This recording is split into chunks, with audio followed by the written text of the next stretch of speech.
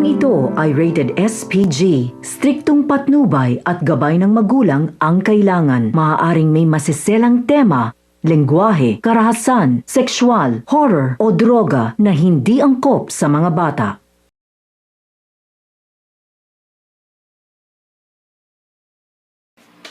Ang makita sa video ay nangyari sa totoong buhay.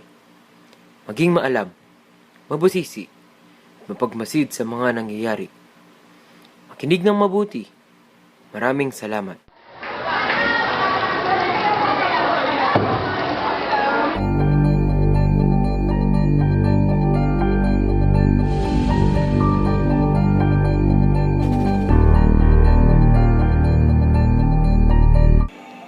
Sa paglalakbay namin ng aking team, may natagpuan kaming isang lalaking kakaiba ang itsura. Hiningi namin siya ng isang maikling interview dahil sa napansin naming mababa ang kanilang antas ng buhay. Anong pangalan mo? Ang pangalan ko ay Asyong. Bakit tinawag kang Asyong? Kasi ganun din yung pangalan ng tatay ko. Anong trabaho mo? Ako ay isang magnanakaw. Ang mga magulang mo nasaan? Wala. Sila ay naglilibot at naghahanap ng nanakawin. Bakit pag nanakaw ang napili niyong trabaho? Kasi yun yung bumubuhay sa pang-araw-araw namin. Doon din ba kayo kumukuha ng pangkain niyo? Oo, sa pagnanakaw kami nabubuhay. Bakit hindi na lang kayo mag-ipon ng pera para may maipakain kayo? Mahirap mag-ipon ngayon kasi wala ka nang makikitang magandang trabaho.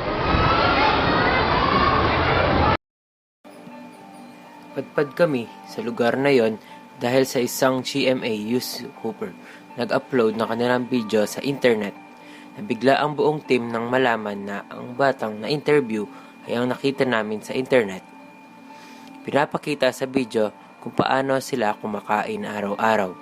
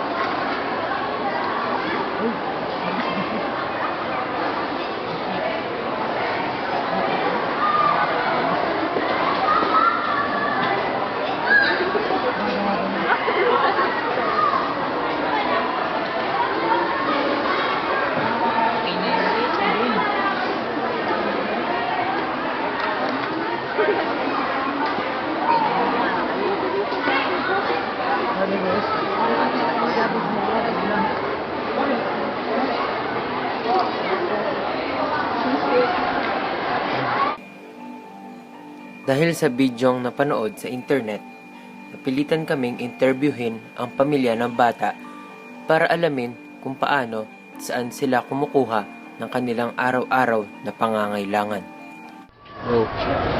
Anong pangalan mo? Asyong. Iba na yan. Anong ikinabubuhay niyo? Magnanakaw. Bakit mo hinahayaang magnakaw ang anak mo? Wala, para makasala sila sa hanap buhay ng mga.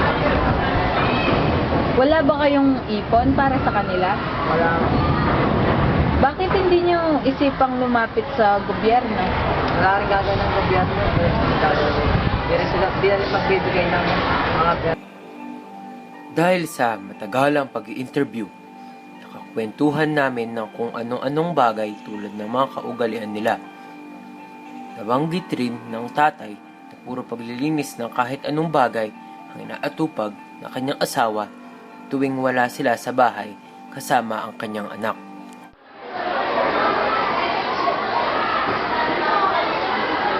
Go.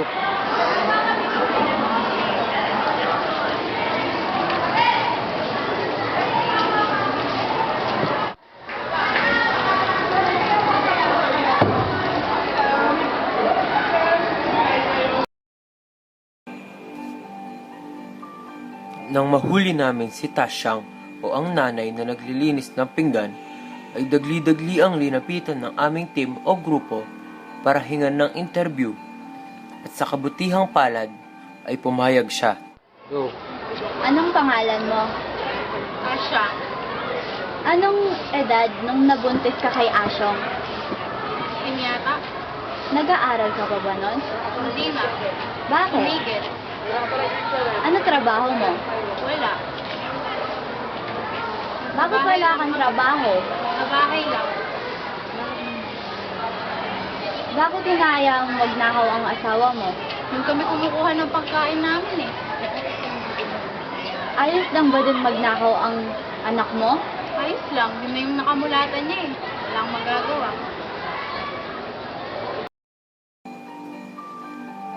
Naikwento din ni Tasyang kung paano nagnanakaw ang kanyang asawa at anak para mabuhay. Sinabi niya din na pag di nila gagawin yun, ay mamamatay sila sa hirap at gutom.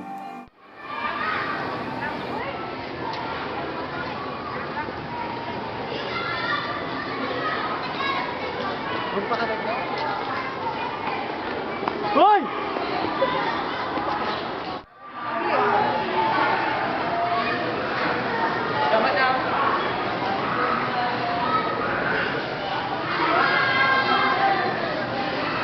ito.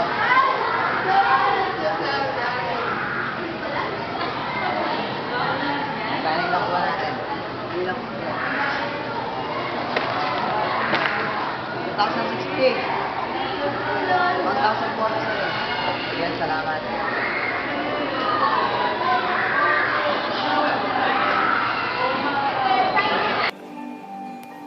Sa huling pagkakataon, kinausap namin ang bata at sinigurado kung tama lahat ng mga nalaman ko sa kanyang pamilya. Naglahad ulit kami ng isang interview at sinabihan ng mahalagang bagay tulad ng mga posibilidad na mangyari sa kanya kapag ipinagpatuloy niya pa ang gawain. Go. Anong nararamdaman mo pag nagnanakaw ka? Siyempre, masaya. May nakuha na naman ako. Nanakaw. Tingin mo, anong nararamdaman nung ninakawan mo? Malungkot siguro siya kasi ninakawan ko siya. Hindi ka ba natatakot na gawin din sa'yo yon? Hindi, kasi sanay na ako rin magnakaw. Paano kung mahuli ka? Bahala na kung mahuli. Kung bibigyan ka ng pagkakataon magbago, magbabago ka ba? Oo, siguro. Kasi gawa na ako sa kahirapan. Maraming salamat. Salamat din.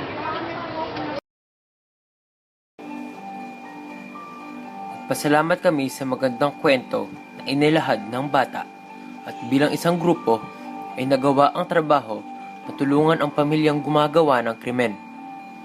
Simula nung araw na iyon ay tinutulungan at nagpapadala sa pamilya kahit kaunti lamang para makatulong at maunlad ang ating bansa. At doon nagtatapos ang dokumentaryo.